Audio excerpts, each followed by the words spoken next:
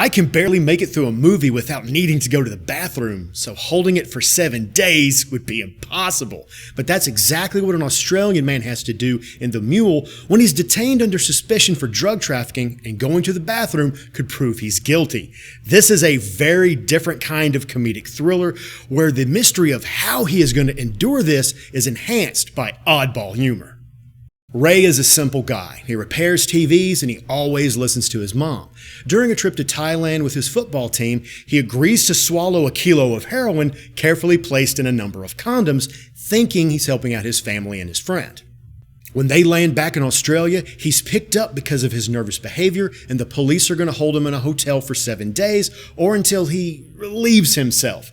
As Ray literally has to hold it all in, the story begins to revolve around the police that are questioning him, the crooks that want him, and his own plans for escape.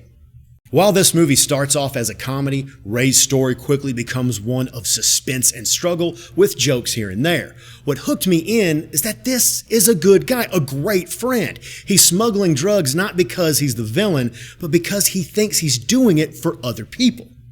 Angus Sampson, who also co-directed and co-wrote the film, embodies those pure qualities. That made me care about the endurance trial his character had to go through and stick with him when he had to do some pretty gross things to keep going. Be warned, there is one scene in particular that is going to test that gag reflex. The film draws a lot of intensity from different mysteries that are not just about Ray's fate. Who is the person really behind the heroin trade? Who's involved in our hero's plight? And exactly what are the cops up to? All of these questions are given power because the characters of the police and the criminals are not exactly easy to pin down.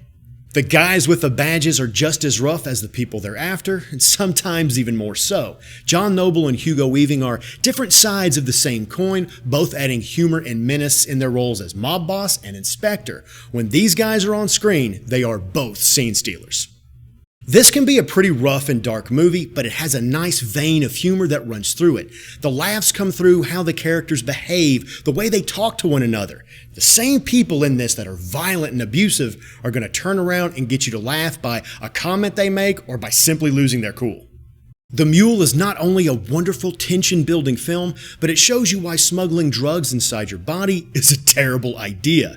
Now, if you like a crime story that doesn't mind poking fun at itself, this is one you're really going to like. Just don't, eat while watching it.